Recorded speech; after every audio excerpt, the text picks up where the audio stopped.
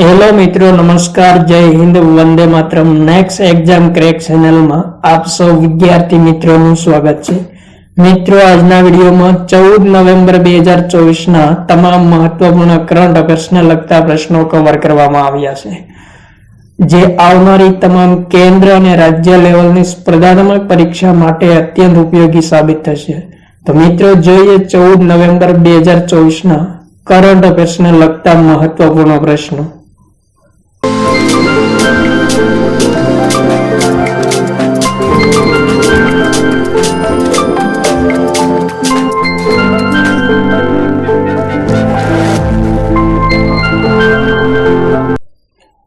प्रश्न नंबर पहलो, ताजेतरमा चिंगेरू इशिबा जापानना केटलामा प्रधानमंत्री बन्या छे? इम्पोर्टન્ટ प्रश्न मित्रों। जवाब थशे मित्रों, चिंगेरू इशिबा ताजेतरमा जापानना 103 માં प्रधानमंत्री बन्या छे। ત્યારબાદ આગળનો પ્રશ્ન, नवी दिल्ली में आयोजित FISU वर्ल्ड यूनिवर्सिटी चैंपियनशिप में उमा महेशे कयो मेडल प्राप्त कर्यो छे? स्वर्ण, रजत, कांस्य, एक पण नहीं। इम्पोर्टન્ટ प्रश्न मित्रों, उमा महेशे वर्ल्ड यूनिवर्सिटी चैंपियनशिप में कयो मेडल प्राप्त कर्यो छे? तो जवाब थशे मित्रों, उमा महेशे सुवर्ण चंद्रक प्राप्त कर्यो छे। त्यारबाद आगळनो प्रश्न, चेन्नई ग्रांड मास्टर 2024 नो खिताब कोणे प्राप्त कर्यो छे? अनीश सरकार, अर्जुन एरिगेसी, अरविंद चिदंबरम, कार्तिक वेंकटरमण।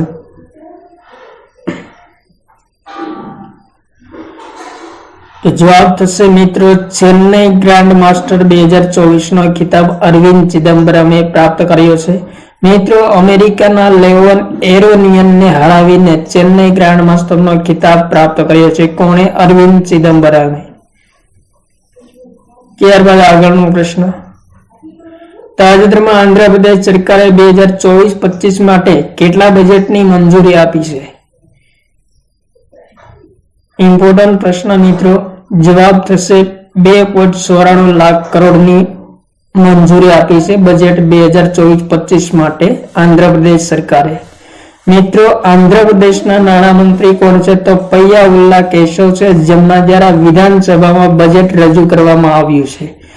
केटलुं बजेट मंजूर करवामां आव्युं छे? 2.94 लाख करोड़, जेमां शिक्षण माटे 29,909 करोड़ અને સ્વાસ્થ્ય તેમજ પરિવાર કલ્યાણ માટે 18,421 કરોડ મંજૂર કરવામાં આવ્યા છે। આંધ્ર પ્રદેશની સ્થાપના ક્યારે થઈ હતી? તો 1 નવેમ્બર 1956 માં થઈ હતી। રાજધાની અમરાવતી છે। મુખ્યમંત્રી ચંદ્રબાબુ નાયડુ છે। રાજ્યપાલ કોણ છે? એસ અબ્દુલ નજીર।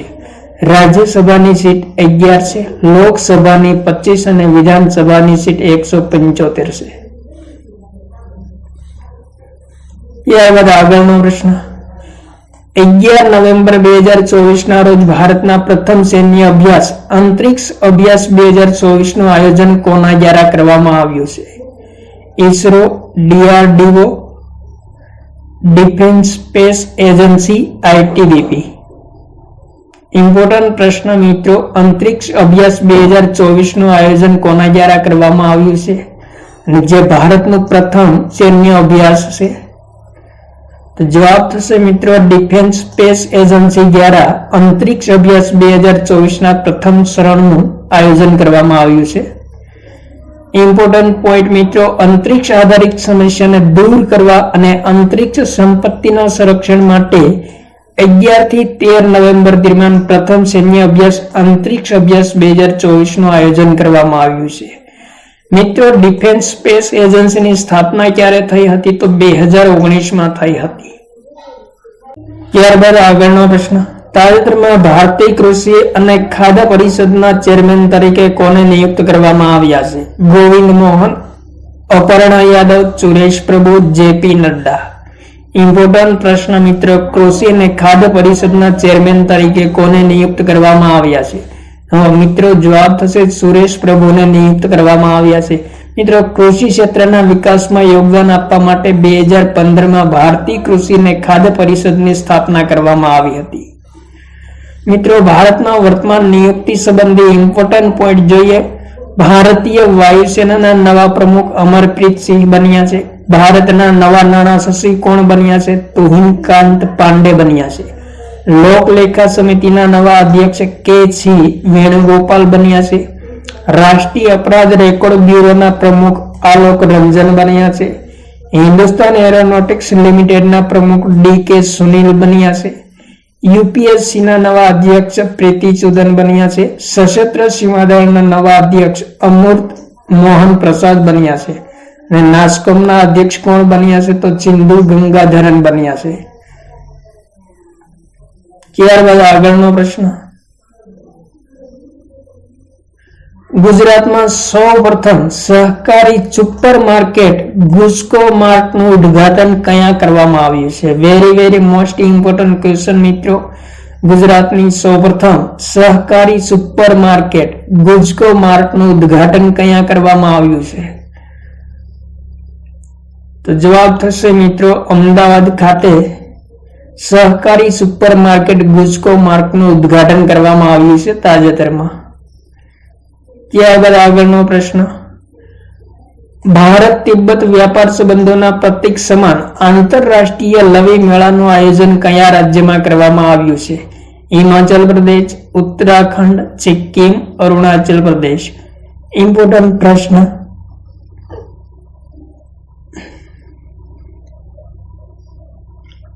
આંતરરાષ્ટ્રીય લવી મેળાનું આયોજન કયા કરવામાં આવ્યું છે?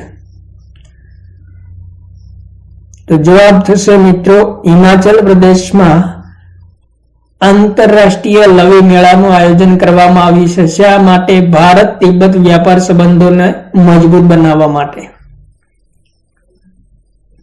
મિત્રો ઇમ્પોર્ટન્ટ પોઈન્ટ જોઈએ. હિમાચલ પ્રદેશના શિમલા જિલ્લામાં રામપુર ખાતે ઊની વસ્ત્ર અને ડ્રાયફ્રૂટમાં વેચાણ માટે લવી મેળાનું આયોજન કરવામાં આવે છે.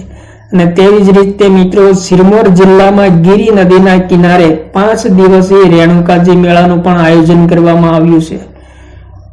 હિમાચલ પ્રદેશની રાજધાની કઈ છે? તો શિમલા અને ધર્મશાળા છે. મુખ્યમંત્રી સુખવિન્દરસિંહ સુક્ખુ છે. રાજ્યપાલ શિવપ્રતાપ શુક્લા છે. ત્યારબાદ આગળનો પ્રશ્ન, તાજેતરમાં 5મા રાષ્ટ્રીય એકલવ્ય મોડેલ રેસિડેન્ટલ સ્કૂલનું સાંસ્કૃતિક અને સાહિત્યિક તેમજ કલા ઉત્સવનું આયોજન ક્યાં કરવામાં આવ્યું છે? મહત્વપૂર્ણ પ્રશ્ન મિત્રો. 5મા નંબરના રાષ્ટ્રીય એકલવ્ય મોડેલ રેસિડેન્ટલ સ્કૂલ સાંસ્કૃતિક અને સાહિત્ય તેમજ કલા ઉત્સવનું આયોજન ક્યાં કરવામાં આવ્યું છે?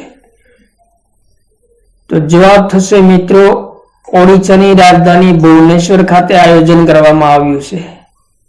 ત્યારબાદ આગળનો પ્રશ્ન, તાજેતરમાં બિહારમાં કયા સ્થળે બીજા નંબરની એઇમ્સની આધારશિલા રાખવામાં આવી છે? ઇમ્પોર્ટન્ટ પ્રશ્ન મિત્રો.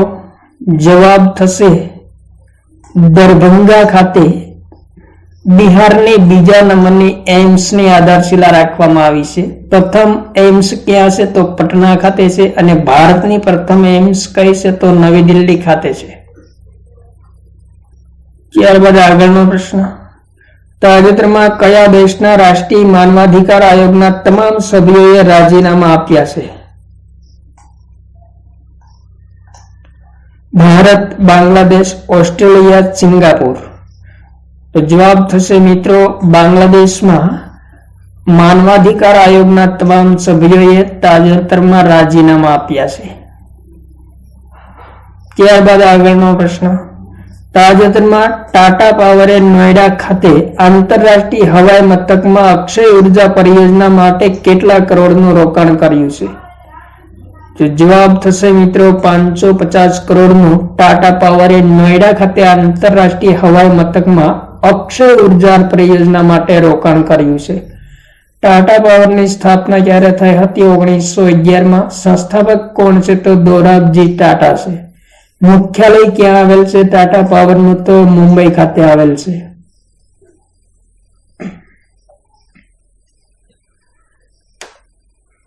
ત્યારબાદ આગળનો પ્રશ્ન, 66માં અખિલ ભારતીય કાલિદાસ સન્માન સમારોહનું ઉદ્ઘાટન કોણે કર્યું છે? प्रधानमंत्री नरेंद्र मोदी, राष्ट्रपति द्रौपदी मुर्मू, उपराष्ट्रपति जगदीप धनखड़, गृह मंत्री अमित शाह। इम्पोर्टન્ટ प्रश्न मित्रों, अखिल भारतीय कालिदास सम्मान समारोह 2024 નું ઉદ્ઘાટન કોણે કર્યું છે? તો જવાબ થશે ઉપરાષ્ટ્રપતિ જગદીપ ધનખડ દ્વારા ઉદ્ઘાટન કરવામાં આવ્યું છે। મિત્રો, અખિલ ભારતીય કાલિદાસ સમારોહ વિશે ઇમ્પોર્ટન્ટ પોઈન્ટ જોઈએ। આયોજન મિત્રો 12 થી 18 નવેમ્બર દરમિયાન કરવામાં આવ્યું છે। કયા સ્થળે? તો મધ્યપ્રદેશના ઉજ્જૈન ખાતે આયોજન કરવામાં આવ્યું છે। અને સૌપ્રથમ શરૂઆત ક્યારે થઈ હતી કાલિદાસ સમારોહની? તો 1958 માં થઈ હતી। મિત્રો, મહાકવિ કાલિદાસના સન્માનમાં અખિલ ભારતીય કાલિદાસ સમારોહનું આયોજન કરવામાં આવે છે પ્રતિવર્ષ। ત્યારબાદ આગળનો પ્રશ્ન, 12 નવેમ્બરના રોજ 25માં દક્ષિણ એશિયાઈ દૂરસંચાર વિનિયામક પરિષદ સંમેલન 2024 નું આયોજન ક્યાં શરૂ કરવામાં આવ્યું છે? ઇમ્પોર્ટન્ટ પ્રશ્ન મિત્રો, જવાબ થશે નવી દિલ્હી ખાતે દક્ષિણ એશિયાઈ દૂરસંચાર વિનિયામક પરિષદ સંમેલન 2024 નું આયોજન કરવામાં આવ્યું છે। ત્યારબાદ આગળનો પ્રશ્ન, તાજેતરમાં નવીન રામ ગુલામ કયા દેશના નવા પ્રધાનમંત્રી બન્યા છે? ઇમ્પોર્ટન્ટ પ્રશ્ન મિત્રો, નવીન રામ ગુલામ તાજેતરમાં કયા દેશના પ્રધાનમંત્રી બન્યા છે? તો જવાબ થશે મિત્રો મોરેશિયસના નવા પ્રધાનમંત્રી નવીન રામ ગુલામ બન્યા છે। મિત્રો, નવીન રામ ગુલામ ત્રીજી વખત મોરેશિયસના પ્રધાનમંત્રી બન્યા છે। મોરેશિયસની રાજધાની કઈ છે? તો પોર્ટ લुइस છે। પ્રધાનમંત્રી નવીન રામ ગુલામ બન્યા છે। રાષ્ટ્રપતિ પૃથ્વીરાજ સિંહ રૂપાન છે। ચલણી નાણું કયું છે? તો મોરેશિયસ રૂપિયા છે। મિત્રો, મોરેશિયસની અડધા ભાગની વસ્તી કઈ છે? તો હિન્દુ છે। અને ત્રીજા ભાગની વસ્તી મિત્રો ભારતીય મૂળની છે। Important point. ત્યારબાદ આગળનો પ્રશ્ન, તાજેતરમાં ભારતીય વાયુસેનાએ C-295 ફૂલ મોશન સિમ્યુલેટર સુવિધાનું ઉદ્ઘાટન કયા સ્થળે કર્યું છે? ઇમ્પોર્ટન્ટ પ્રશ્ન, જવાબ થશે આગ્રા ખાતે ભારતીય વાયુસેનાએ C-295 ફૂલ મોશન સિમ્યુલેટર સુવિધાનું ઉદ્ઘાટન કર્યું છે। ઇમ્પોર્ટન્ટ પોઈન્ટ જોઈએ, C-295 એરક્રાફ્ટના પાયલોટને તાલીમ આપવા માટે આગ્રા એરફોર્સ સ્ટેશન પર ફૂલ મોશન સિમ્યુલેટર સુવિધાનું તાજેતરમાં ઉદ્ઘાટન કરવામાં આવ્યું છે। મિત્રો, ઇમ્પોર્ટન્ટ પોઈન્ટ, C-295 એરક્રાફ્ટ કયા દેશ પાસેથી આપણે ખરીદ્યા છે? તો સ્પેન દેશ પાસેથી ખરીદ્યા છે। તાજેતરમાં મિત્રો વડોદરામાં ટાટા અને સ્પેનની એરબેસ કંપનીએ સંયુક્ત રીતે સૈન્ય પરિવહન વિમાન C-295 ના નિર્માણ માટે કોમ્પ્લેક્સનું ઉદ્ઘાટન કર્યું છે। ત્યારબાદ આગળનો પ્રશ્ન, તાજેતરમાં ભારતીય સુરક્ષા દળોએ કયા રાજ્ય કે કેન્દ્ર શાસિત પ્રદેશમાં વિશ્વના સૌથી ઊંચા રેલવે બ્રિજ પર મોક ડ્રીલનું આયોજન કર્યું છે? લદ્દાખ, ઉત્તરાખંડ, જમ્મુ કાશ્મીર, અરુણાચલ પ્રદેશ। ઇમ્પોર્ટન્ટ પ્રશ્ન મિત્રો, ભારતીય સુરક્ષા દળોએ કયા રાજ્ય કે કેન્દ્ર શાસિત પ્રદેશમાં વિશ્વના સૌથી ઊંચા રેલવે બ્રિજ પર મોક ડ્રીલનું આયોજન કર્યું છે?